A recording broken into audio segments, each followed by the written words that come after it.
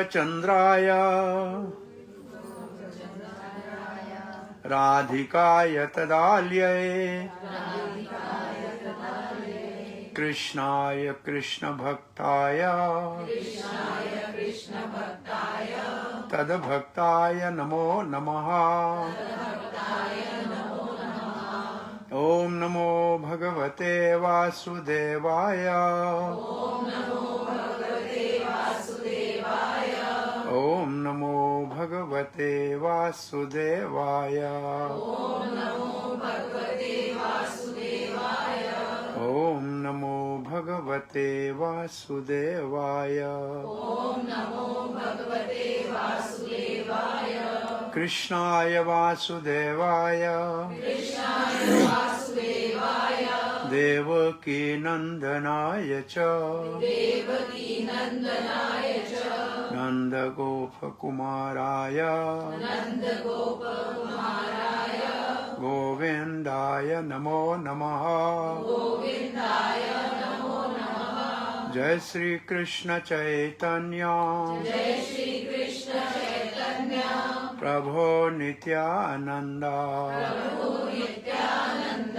श्री अद्वैत गदाधर शिवास आदि गौर भक्त वृंदा। हरे कृष्णा हरे राम राम राम हरे हरे। हरे कृष्णा। शालू देवी के निवास स्थान पे अपूर्व गोपी के सत्संग मंडल में आज आप सबका हार्दिक स्वागत है। आभार प्रकट करते हैं शालू जी और उनके परिवार का, गुप्ता, जिन्होंने अपने घर के दरवाजे आप और हम सब के लिए हरि कथा और कीर्तन के लिए आज खोले हैं। और इस दास को आज सेवा का अवसर दिया है, इसके लिए भी इस परिवार का धन्यवाद करते हैं। और आप सब पधारे हैं, आपका स्वागत करते हैं।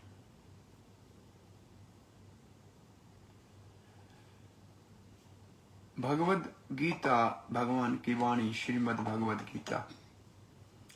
श्री प्रभुपाद ने लिखा है कि हमने अंतर्राष्ट्रीय कृष्ण भावना अमृत संघ की स्थापना भगवद गीता के आधार पे की है।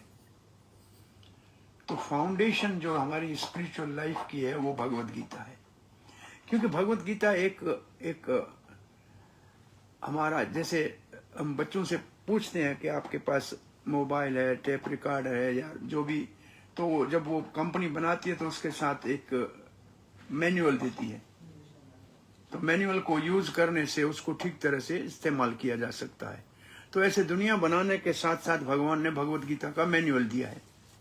तो ये मैनुअल अगर हम ठीक तरह से देखेंगे तो हम इस दुनिया में अच्छी तरह से रह सकेंगे। लेकिन फिर मैं प्राय यही प्रश्न पूछता हूँ सबसे कि आपने सबके पास एक एक नहीं दो मोबाइल है, और जब लिया तो बॉक्स में इतना बड़ा रंगीन किताब मिला था लेकिन किसी ने नहीं पढ़ा है। ये सच है कि झूठ है? बिल्कुल नहीं पढ़ा है, लेकिन घर में उसको संभाल के जरूर रखा है। क्यों रखा है संभाल के? कि उसमें वारंटी है, कभी खराब होगा तो मटा लेंगे, बदलाने के लिए रख लिया है। हमने भी ऐसे घर में गीता को रख लिया है कि कोई बाबा जब जाएगा हाथ लगा लेंगे, गारंटी वारंटी इसमें है। लेकिन उसको पढ़ने का हमने कभी प्रयास नहीं किया। असल में गांधी जी कभी कभी रोते थे, क्योंकि उनके आश्रम में 12वें अध्याय भगवद गीता का पाठ होता था।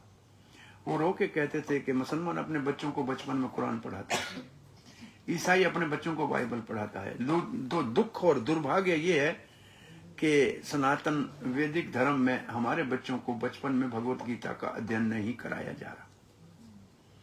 और जब मैं ये बात कहता हूं तो मैं कहता हूं जितनी इम्यूनाइजेशन जरूरी है बच्चों के लिए, पोलियो के ड्रॉप पिलाना जरूरी है, कि डीपीटी लगाना जरूरी है, या आजकल कोरोना के लिए सब वैक्सीनेशन करा रहे हैं, तो ये भगवत गीता या स्पिरिचुअल टीचिंग बच्चों के लिए बचपन में इम्यूनाइजेशन है। ये इनको जिसको कहा जाए कि बिविल्डर होने से आगे बचा देंगे, इनको गलत रास्ते से जाने से बचा देंगे। ये इम्यूनाइजेशन के इसको पुराने जमाने में ये जरूरी होता था संस्कार देना। दादी दादा कथा बताते थे, सारी गीता भागवत रामायण तो बच्चे बचपन में पढ़ लेते थे, अब वो सब खत्म हो गया। जो हमारे घर के अंदर आध्यात्मिक शिक्षा थी वो सब समाप्त हो गई।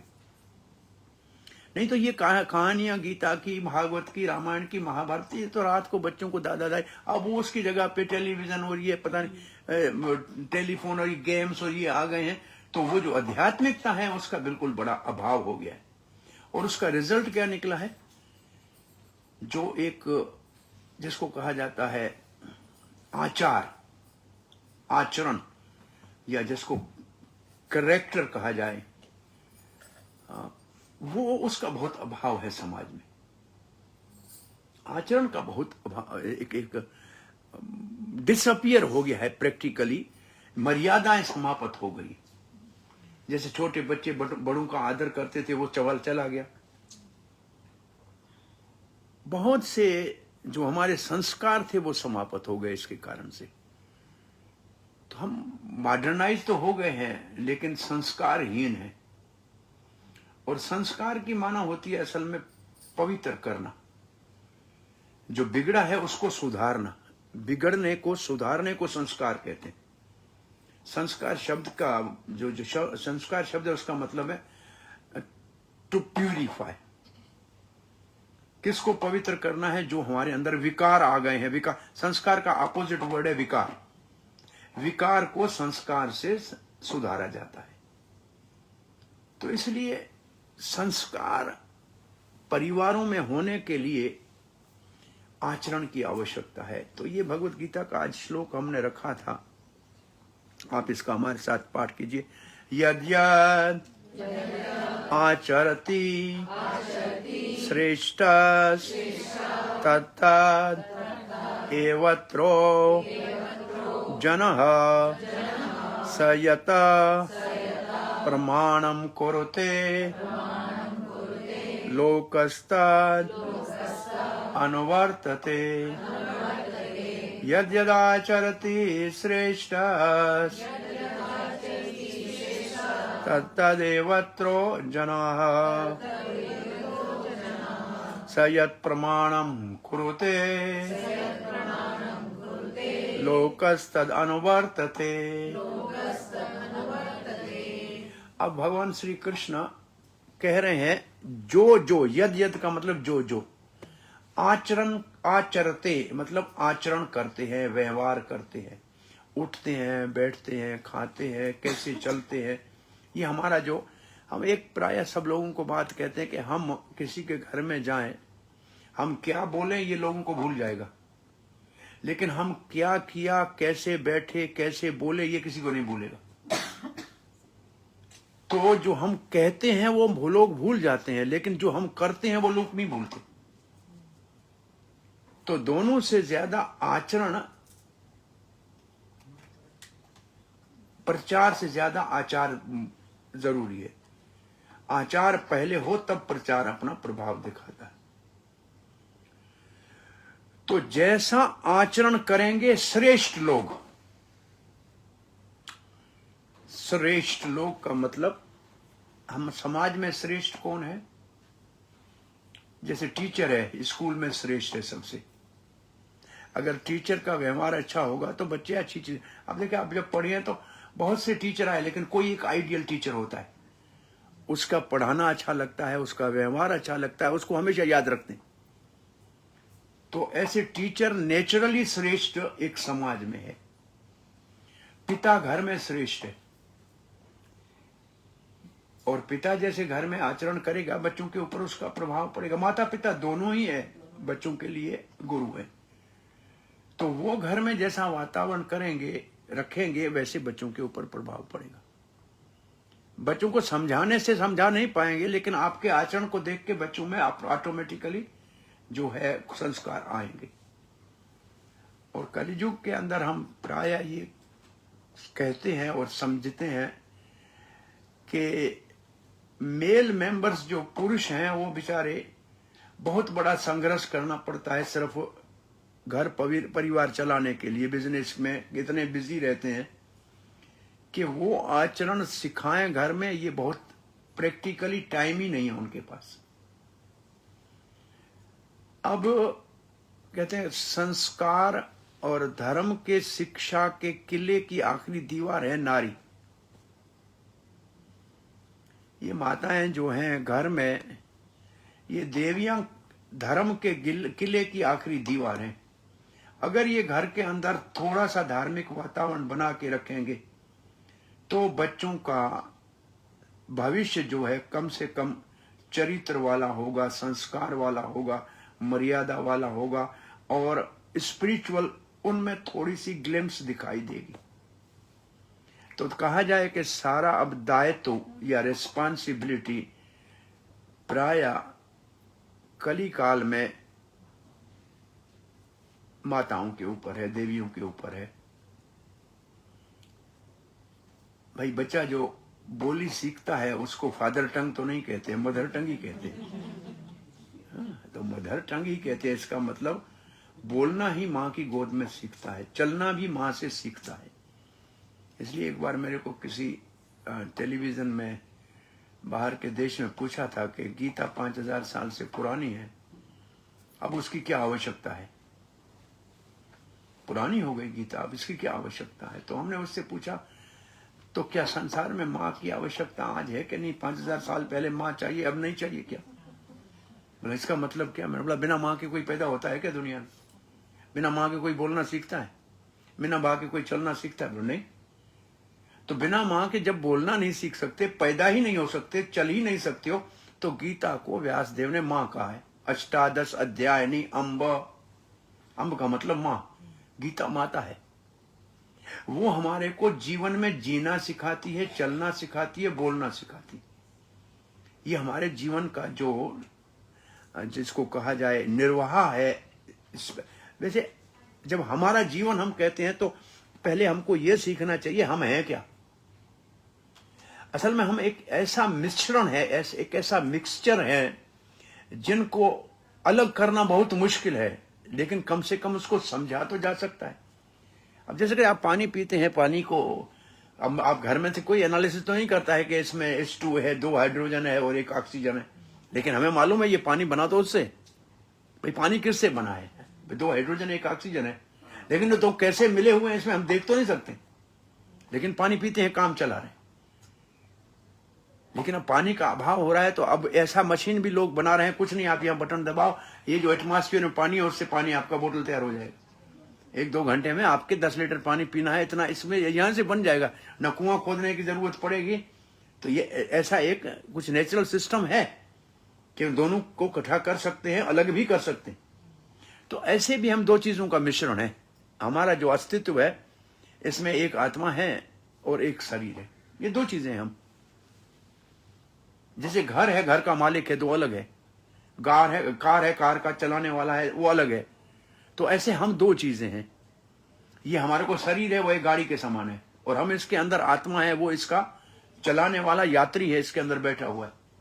तो अब हम देखिए कि दिन भर में हम जो काम करते हैं वो सिर्फ शरीर के लिए करते हैं, आत्मा के लिए कोई टाइम निकालते हैं क्या?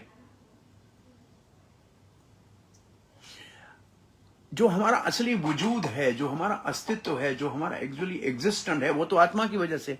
पर दुनिया में किसी से पूछो कि डेड और लिविंग और डेड में डिफरेंस क्या है? किसी को हम डेड डिक्लेयर करते हैं तो क्या चीज कहें? वो तो जिसको हम जानते हैं वो तो हमारे सामने पड़ा होता है। वो जो बॉडी होती है हमारे सामने पड़ी होती है, चाहे हमारे रिश्तेदार की, दादा भी है, किसकी बच्चे की है, किसी की भी है, लेकिन उसको डेड क्यों डिक्लेयर करते हैं? कौन सी चीज उसमें कम हो गई? सोल निकल गया, आत्मा निकल गई। तो इसका मतलब हमारा रिश्ता उस सोल से था या उस बॉडी से था? उस बॉडी को तो कोई 24 घंटे घर में नहीं रखता है। भले अपना कितना भी हमारा रिश्तेदार हो, सगा संबंधी हो, अपना बहुत घनिष्ठ रिश्तेदार हो, लेकिन उसको कोई घर में 24 घंटा नहीं। यहां तक के अग्नि संस्कार के बाद उसकी अस्थियां घर में कोई नहीं लाता है, मालूम है? वो कहते हैं शंकर जी के मंदिर में रख के हो, कहीं भूत बन के घर में ना आ जाए।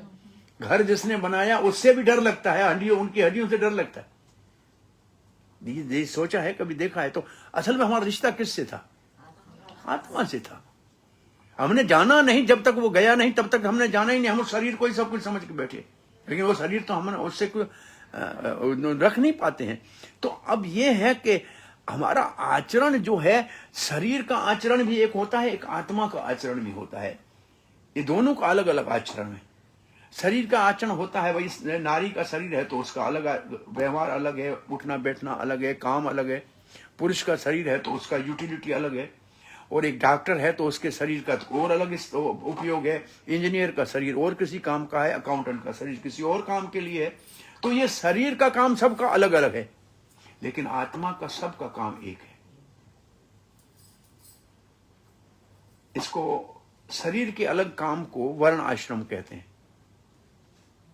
वर्ण आश्रम में जैसे अलग अलग सबका काम होता है, ब्राह्मण अपना काम करता है, क्षत्रिय अपना करता है, वैश्य अपना करता है, जो श्रमिक वर्ण है अपना करता है, वर्कर्स अपना करता है, लेबरर। इस तरीके से शरीर के काम अलग है, लेकिन आत्मा का एक ही धर्म है। शरीर के अलग धर्म है, लेकिन आत्मा का एक धर्म है। उसके बारे में लोगों को जानकारी नहीं है।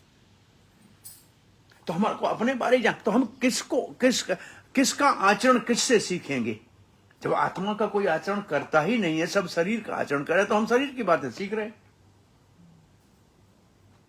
हमने जो कुछ सीखा है आज तक शरीर के विषय में, चाहे नए स्टाइल का कपड़ा आए तो भी हम उसको चुन लेंगे, भाई ये नया स्टाइल आया है, अभी ये फैशन है, ये डिजाइन है। वो जो भी नई चीज जो कहीं भी देखते हैं उसको तो अडॉप्ट कर लेते हैं, लेकिन वो तो शरीर के संबंध में। लेकिन आत्मा के संबंध में कभी हमने सोचा है कि उसके लिए हमको कुछ करना चाहिए? और ये बहुत बड़ा महत्वपूर्ण प्रश्न है। और सबकी आत्मा का, चाहे स्त्री हो या पुरुष हो, वो आत्मा अलग नहीं है। आत्मा स्त्री नहीं है, आत्मा पुरुष नहीं है। आत्मा का कोई बाहर की डेजिग्नेशन है ही नहीं, उपाधि है ही नहीं। सर्व उपाधि विनुर्मुक्तम। जब सब उपाधियों से कोई मुक्त होता है, तब असल में आत्मा के स्तर पे समझ सकता है कि मुझे क्या करना है। एक मेरे प्रश्न का ये आप उत्तर दीजिए कि हमारे को आत्मा के लिए कुछ करना चाहिए कि नहीं चाहिए? क्या वो जरूरी है या नहीं? उसका महत्व हमारे जीवन में है कि नहीं? मैं आपसे ऐसे पूछूं कि ये अच्छा, एक किसी का विला है, आप विला के लिए आए हैं या विला में रहने वाले जो व्यक्ति है उसके लिए आए? इंपॉर्टेंस किसका है? मालिक जो रहता है उसके लिए आए ना। आपका संबंध जो है शालू जी से इसलिए, विला तो वैसे बहुत पढ़े, वहां क्यों नहीं गए? तो असल में हमारा संबंध तो सोल से है। तो जो सोल से संबंध है वो हमने अभी तक जाना ही नहीं है, तो फिर हमारा जीवन तो, हमने बहुत सारा जीवन बीत गया, लेकिन सोल के बारे में हमने सोचा भी नहीं। तो ये बहुत बड़ा महत्वपूर्ण है। पहले ये तो मानना चाहिए कि हमारे को इसके बारे में जानकारी होनी चाहिए। इसलिए वेद ने तो पहले ही लिखाया था, तो ब्रह्म जिज्ञासा। अगर आपको रेयर ह्यूमन का जन्म मिला है तो अब ये जानकारी प्राप्त करो कि असल में आप कौन है, किसके हैं, हम किसके हैं, ये दूसरी बात है। आपने भागवत में एक चित्रकेतु की कथा सुनी है? चित्रकेतु की कथा में उसको महाराजा था तो रानियां बहुत थी, लेकिन कोई संतान नहीं था। अंगिरा ऋषि घर में आए, और साधु महात्मा घर में आते हैं असल में आत्मा के बारे में बताने, क्योंकि शरीर के बारे में आप मुझसे ज्यादा जानते हो। भाई शरीर को कैसे कमाना है, कैसे खाना है, ये आप लोग मुझसे ज्यादा जानते हो, इसकी मुझे पता इतनी जानकारी नहीं। लेकिन आत्मा के बारे में बताने आते हैं। लेकिन फिर भी दुनिया का नेम ये है कि साधु महात्मा भी आएंगे, तो हम जहां किसी घर में ऐसे जाते हैं ना, महाराज हाथ देख सकते हैं, पहले तो ये प्रश्न पूछते हैं, पहला ये प्रश्न पूछते हैं कि हाथ देख सकते हैं? देख सकते हो। आप देख सकते हैं? किसी और दूसरे किसी देश में भी जाते हैं ना, अगर इस वेश में होते हैं ना, वो कभी कभी इमिग्रेशन वाले बोलता है, सर आप हाथ देख सकते हैं? तो लोगों को बहुत बड़ी चिंता होती है। और कोई साधु महात्मा तो ज्यादा से ज्यादा घूम फिर के पूछेंगे इस बच्चे को आशीर्वाद दो कि ये पढ़ लिख ले। जो पूछना है जो लोगों का, वो सारे का सारा बॉडी के रिलेशन में पूछते हैं। आत्मा के बारे में कभी कोई नहीं पूछता है कि आखिर भगवान कैसे मिलेगा। भाई जीवन में हमारे को भाई किससे हमारा ऐसा संबंध है जो नित्य है, जिसके साथ, वो कोई नहीं पूछता। और साधु भी बेचारे जो समझदार हैं वो कहते चलो ये कुछ मांग रहा है, इसको पहले जो मांग रहा है ये दे दो, तो इसको थोड़ा विश्वास हो जाएगा, फिर हमारी बात मानेगा, तब इसको आत्मा के बारे में भी बता देंगे। ये भी साधुओं का एक उदारता होती है। तो अंगिरा जी जब आए तो उसने कहा कि हमारे को पुत्र संतान चाहिए, हमारे घर में कोई है नहीं उत्तराधिकारी। तो ये तो कोई संसार की चीज मांग रहे हो, ये तो सबको मिल ही रही है। ऐसा नहीं है कि दूसरों को नहीं मिल रही है, कि सबको मिल रही है।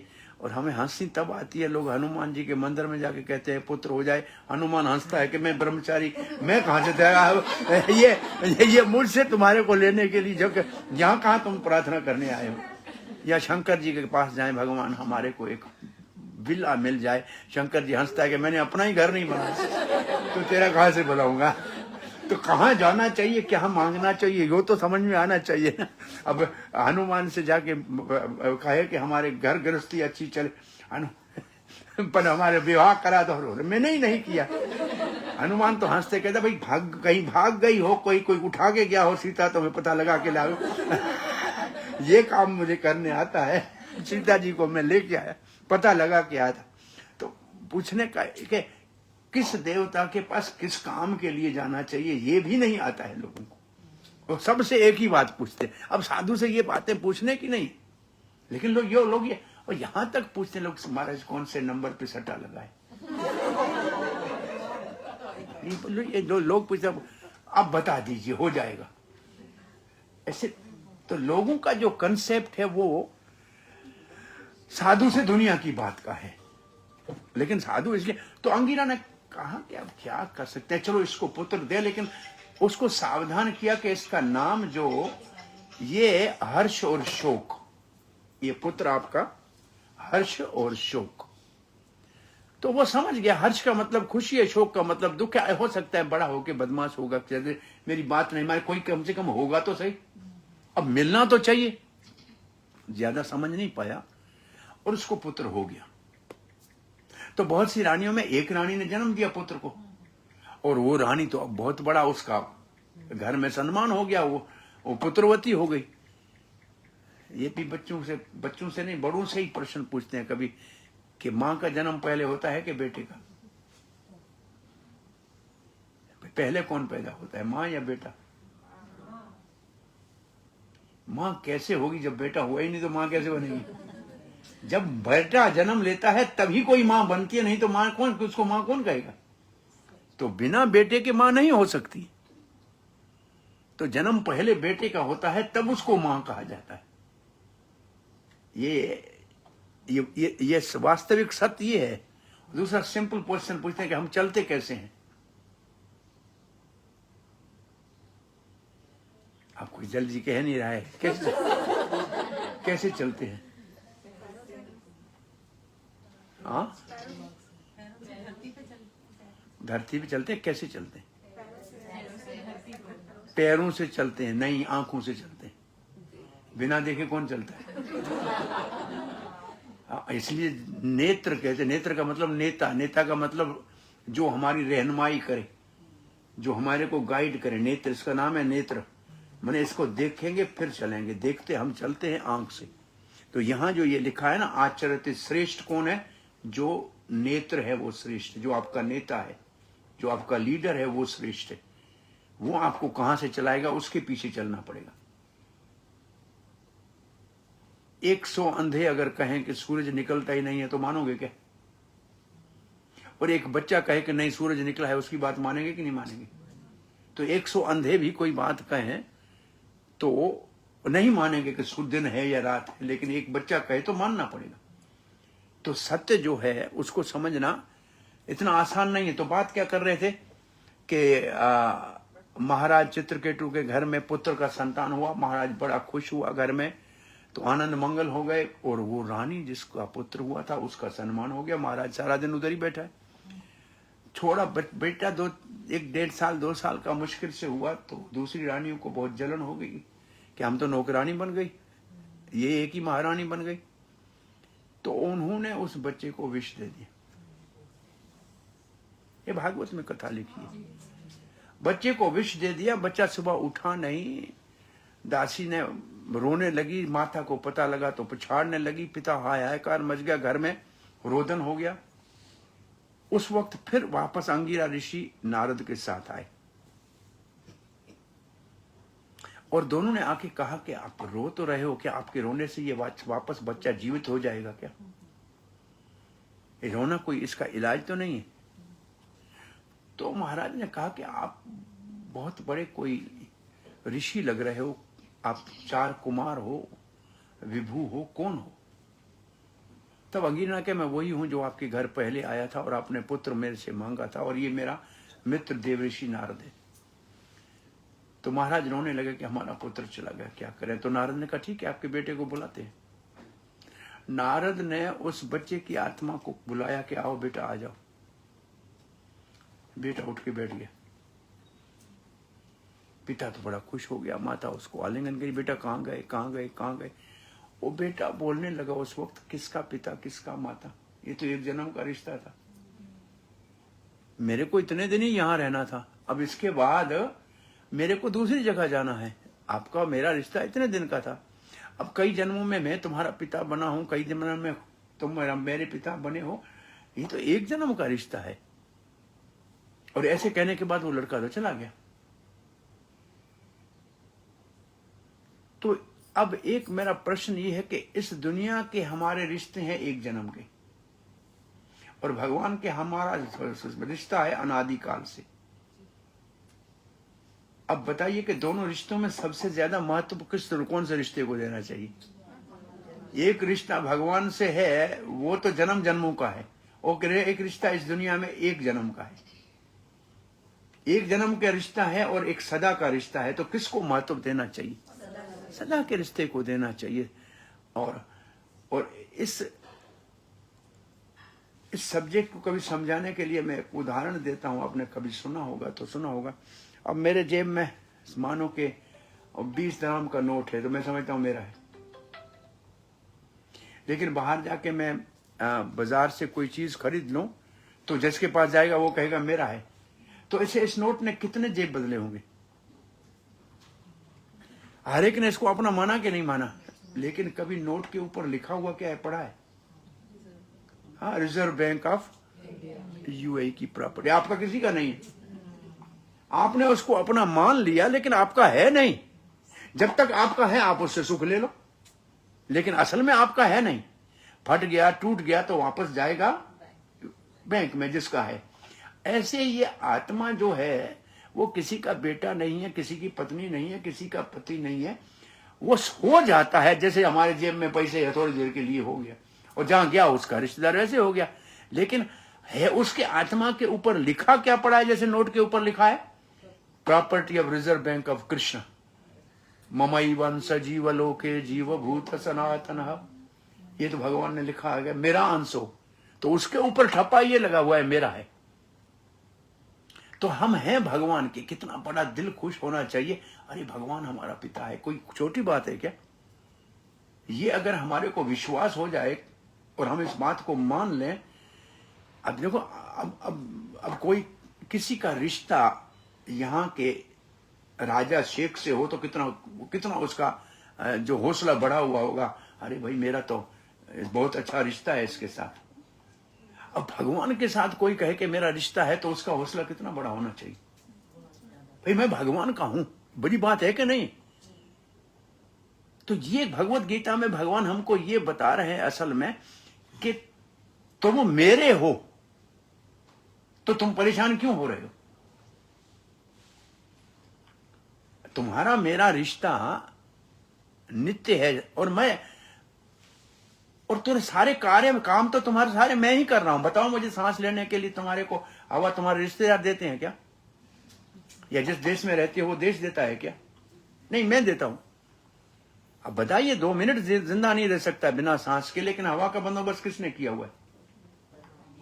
किसी का हमारा रिश्तेदार कोई करता है कि नहीं करता है ना। कोई गवर्नमेंट भी नहीं कर सकती। खराब कर सकते हैं हम हवा को, बिगाड़ सकते हैं। अब यहां तो इतना नहीं है, लेकिन वो दिल्ली के सुबह घर से निकलो और शाम को घर में आओ, सफेद रुमाल से अगर मुंह को साफ करो तो रुमाल काला हो जाएगा। काला कहां से आई? मुंह से। तो हमने ही अपना मुंह काला करना है उधर सुबह से शाम तक। ये सब धुएं से होता है कि नहीं होता? तो हम तो हवा को खराब ही कर रहे हैं। अच्छा, भगवान कैसा सुंदर व्यवस्था किया हुआ है, और कहता है कि मेरे इशारे से हवा चलती है। मैं कहता हूं कहूं तो चले, नहीं तो नहीं चले। बताइए, तो मानना चाहिए कि हमारा रिश्ता भगवान से जो है वो नित्य है, शाश्वत है। मैं उस दोबारा उस प्रश्न को अगर आपको कहूं कि आदमी और घर, लेकिन हम इतना, हमारा दिमाग उल्टा चलने लगा है। घर की कीमत ज्यादा है, आदमी की कीमत कम है। ये सच है कि नहीं? घर बहुत महंगे है और आदमी की जरूरत, आदमी के लिए घर है, लेकिन घर महंगा हो गया आदमी से। जमीन खरीदो तो महंगी है, किसान सस्ता मिल जाएगा। और किसान के बगैर जमीन किस काम की? तो हमने वैल्यूज अपनी चेंज कर दी है। इंपॉर्टेंस होना चाहिए आदमी का, घर का नहीं। इंपॉर्टेंस होना चाहिए आत्मा का, शरीर का नहीं। लेकिन हमने वैल्यूज चेंज कर दी है दुनिया में। तो चित्रकेतु महाराज को फिर उपदेश दिया नारद जी ने, और उस उपदेश से चित्रकेतु बहुत जल्दी, थोड़े ही दिनों में असल में भगवान का साक्षात्कार कर लिया। फिर भी एक थोड़ा सा लेश मात्र अहंकार रह गया, फिर भी थोड़ा अहंकार रह गया, और पार्वती का अपमान कर लिया। इतने बड़े ऋषियों को मिलने के बाद भी कुछ दोष रह गया, और उसको भी फिर सुधारने के लिए भगवान ने कुछ व्यवस्था की। बहरहाल ये कथा बीच में आई थी ये बताने के लिए कि माता पिता हमको अपना दायित्व निभाना चाहिए कि हम श्रेष्ठ अगर परिवार में हैं तो हमको उदाहरण बनना चाहिए। यद्यद् आचरति श्रेष्ठ, जैसा आचरण हम करेंगे, तद एवत्रो जनः, तद एव इत्रो जनः का मतलब है एव इत्र जनः।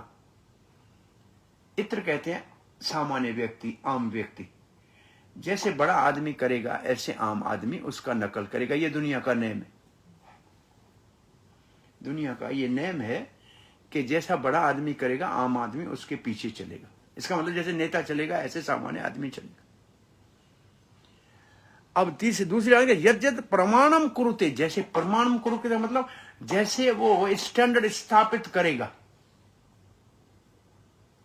प्रमाण का वर्ड है एग्जाम्पल, जैसा वो एग्जाम्पल स्थापित करेगा, आम व्यक्ति उसी का अनुकरण करेगा। जैसे अब आ रहे थे हम हिंदू के साथ, कहां गई?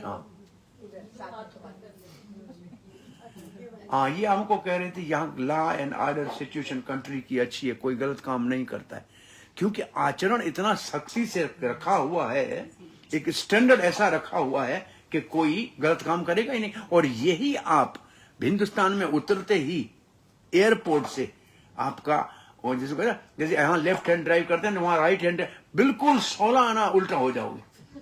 वहां आपका सोच विचार काम करना दिमाग में पूरे का पूरा उल्टा हो जाएगा,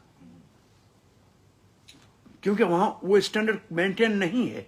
तो जैसा आप स्टैंडर्ड मेंटेन करोगे आम व्यक्ति उसको फॉलो करेगा। भाई सरकार ने स्टैंडर्ड किया, सबको फॉलो करना पड़ेगा। और प्रभुपाद जी ने इसके अनुवाद में सीधा ये लिखा है कि बाप अगर सिगरेट पीता है और बेटे को कहे नहीं पियो तो ये कभी संभव नहीं। तो आचरण हमको करके, और सामान्य व्यक्ति को, सामान्य व्यक्ति से हमें कुछ लेना नहीं है, कम से कम अपने घर के अंदर अगर हमने अब मैंने एक दो प्रश्न कहे थे, उसका उत्तर नहीं दिया है। जैसे शरीर के अलग काम है, लेकिन आत्मा का एक ही धर्म है सबका। आत्मा का एक ही धर्म है।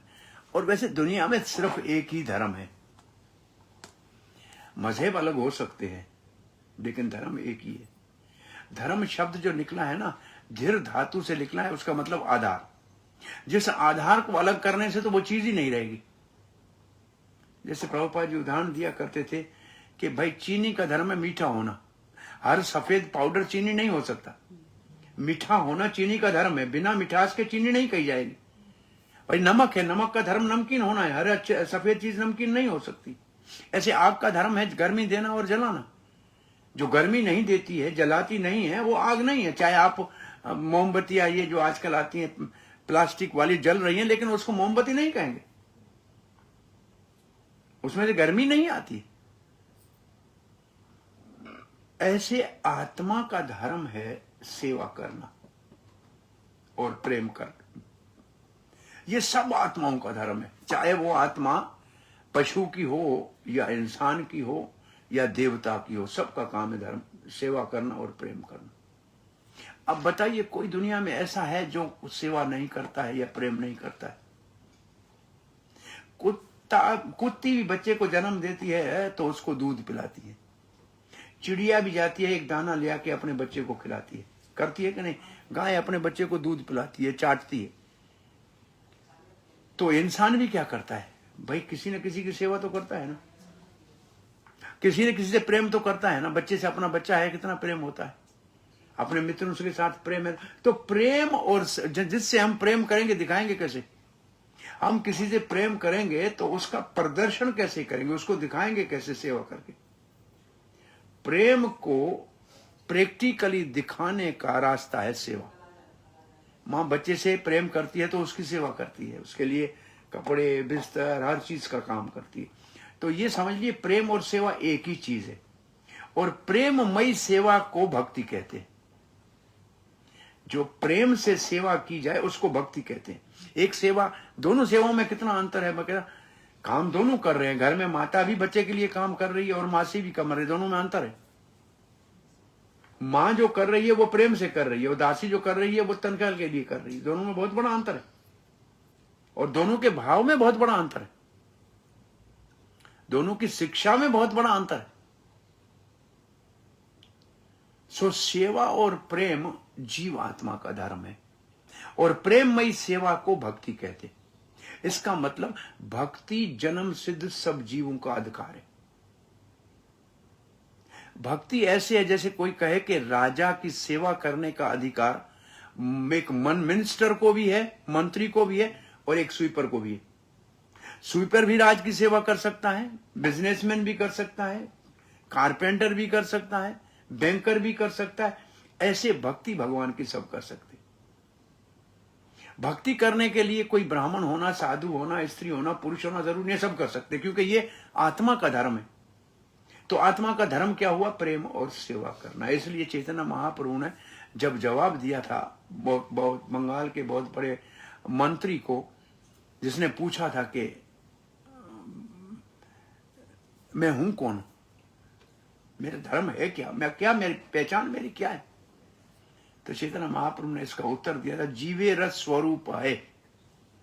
जीवे रस स्वरूप है का मतलब जीव आत्मा का स्वरूप है का मतलब उसकी कॉन्स्टिट्यूशनल पोजीशन क्या है, उसकी असली पहचान क्या है। जीवे रस स्वरूप है। और फिर एक शब्द का, कृष्णेर नित्य दास। जीव भगवान श्री कृष्ण का नित्य सेवक है। भगवान मालिक है, हम सेवक हैं।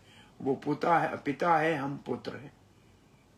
ये हमारा और भगवान का रिश्ता है। और भगवत गीता में तो भगवान कहते हैं, पिता अहम अस्य जगतो, मैं पूरे जगत का पिता हूं।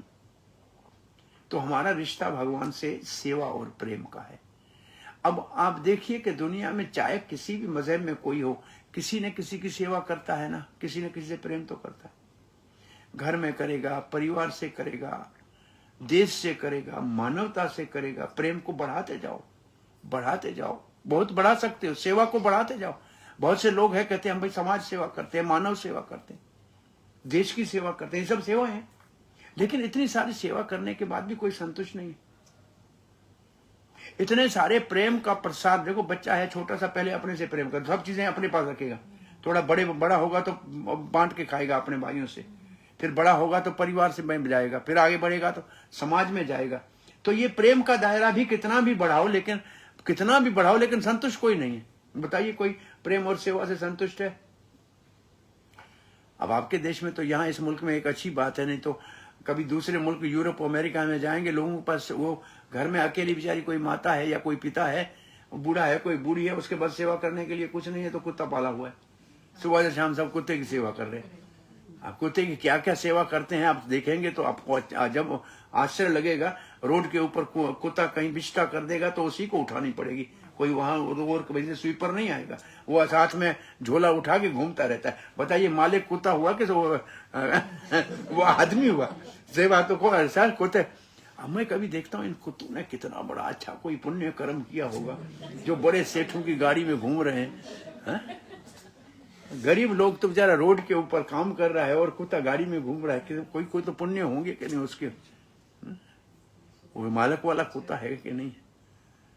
तो सेवा तो किसी न किसी की करनी ही पड़ेगी। ये तो देखो आप इतना सारा सेवा करने के बाद भी कोई संतुष्ट नहीं। भाई देश की सेवा करते करते वो आखिर में क्या हुआ? गांधी जी के लिए गोली मार ली किसी ने। बताइए कितनी बड़ी बलिदान दिया। वो बारिस्टर को छोड़ा, बहुत बड़ी नौकरी को छोड़ा, घर परिवार को छोड़ा, आधी धोती पहनी, लेकिन फिर भी लोगों ने इतनी सेवा करने के बाद गोली तो मारी। तो इससे प्रूफ क्या होता है? इससे साबित क्या होता है कि प्रेम और सेवा कितनी भी बढ़ा के करो आप कभी संतुष्ट नहीं हो, क्योंकि आपका जो धर्म है प्रेम और सेवा आत्मा के नाते, वो तो भगवान के लिए, उसको तो आपने बीच में रखा ही नहीं। जब तक उससे प्रेम और सेवा नहीं करोगे तब तक आप कभी जीवन में संतुष्ट नहीं हो सकोगे। तो कोई कहे कि भगवान से प्रेम सेवा करें तो फिर दुनिया, तब एक बहुत अच्छा उदाहरण भागवत में दिया हुआ है। भाई पेड़ के जड़ में पानी देने से पूरा पेड़ हरा भरा होगा ना? भाई फल फूल सब उससे हरे भरे होंगे कि नहीं होंगे? और पेट में भोजन डालेंगे तो सारे शरीर को शक्ति मिलेगी कि नहीं मिलेगी? तो एक भगवान से प्रेम करने से, ये तो दूसरी कथा आपने कई बार सुनी है, भगवान संतुष्ट तो जगत संतुष्ट, यस्यम तुष्टे जगत तुष्ट। और इसके लिए पुरानी कौन सी एक कथा आपको याद आएगी? भगवान संतुष्ट दुनिया संतुष्ट। वो जो एक दाना चावल का खाया, बिल्कुल, वो द्रौपदी के पास सूर्य देव का दिया हुआ एक अक्षय पात्र था। अक्षय पात्र का मतलब ऐसा बर्तन जिसमें आप जितनों को खिलाओ खिला सकते हो, अक्षय पात्र। तो द्रौपदी को उस अक्षय पात्र में एक ही वचन दिया था कि तुम खा लोगी, उसके बाद किसी को नहीं मिलेगा, फिर दूसरे दिन।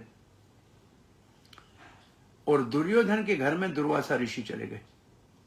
दुर्योधन ने बहुत अच्छी सेवा की, दुर्वासा खुश हो गए, बोला क्या आशीर्वाद दूं? दुर्योधन ने कहा आशीर्वाद क्या लूं, मेरे को तो कुछ फायदा नहीं है, किसी का नुकसान तो करूं।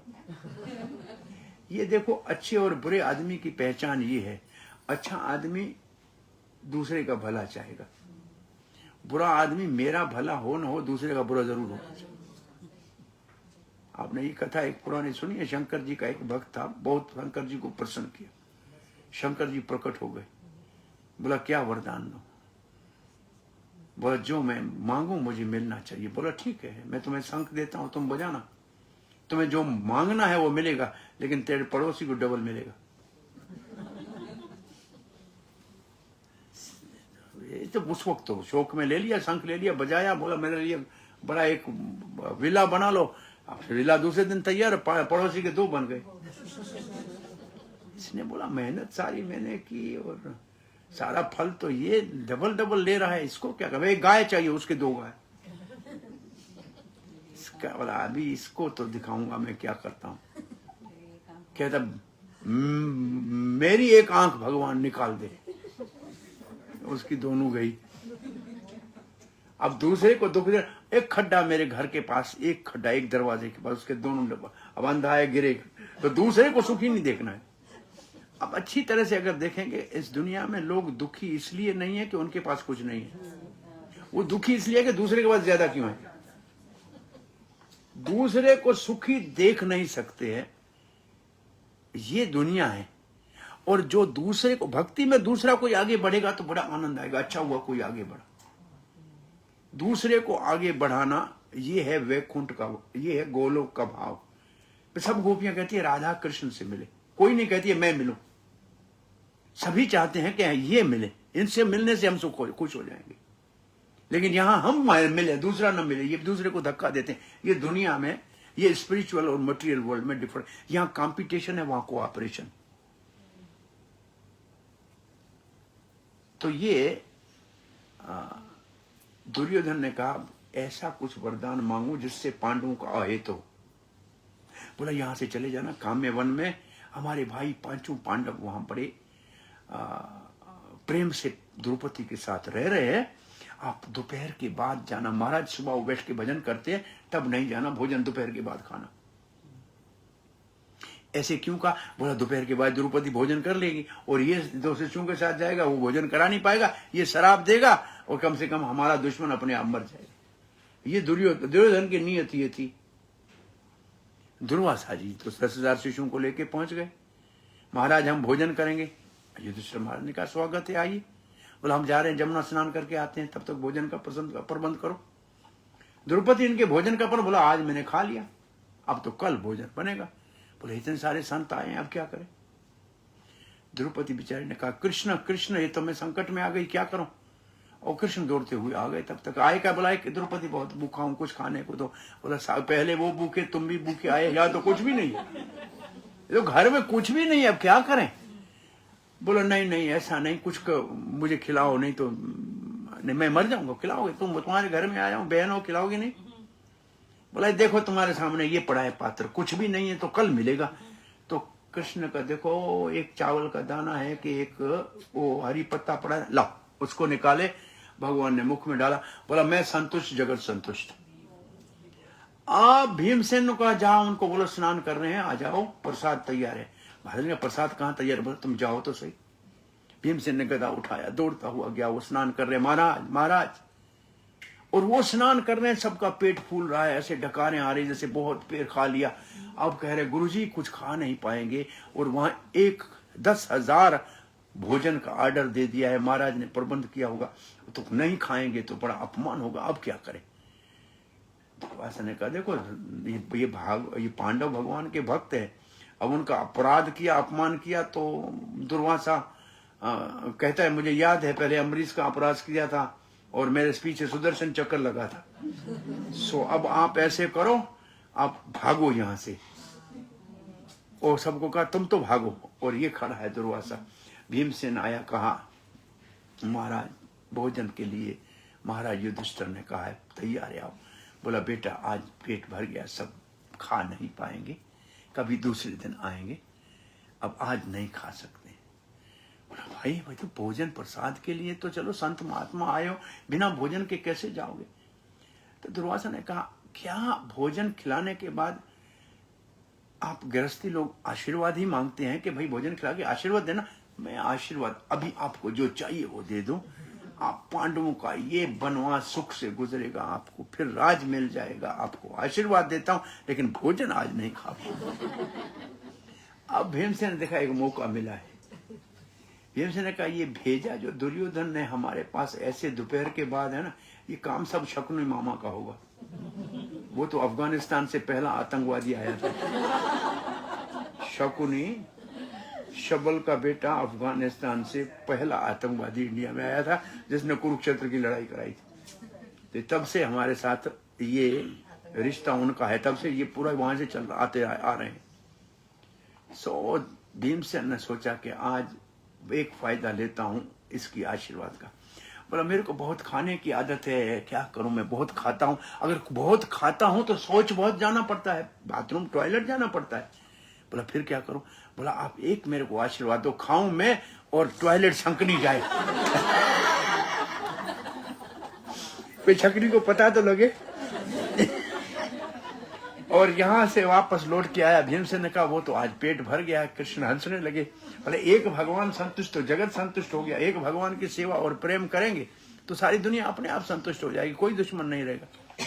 अब भीमसेन ने आते ही घर में किसी को कहा कि कोई जाए मुझे पेट में वो जो लूज मोशन की दवा एक बहुत ज्यादा लाके दो। आज क्या करना है? बोलो बस आज मुझे शकुनी को दिखाना है आशीर्वाद काम करता है कि नहीं करता।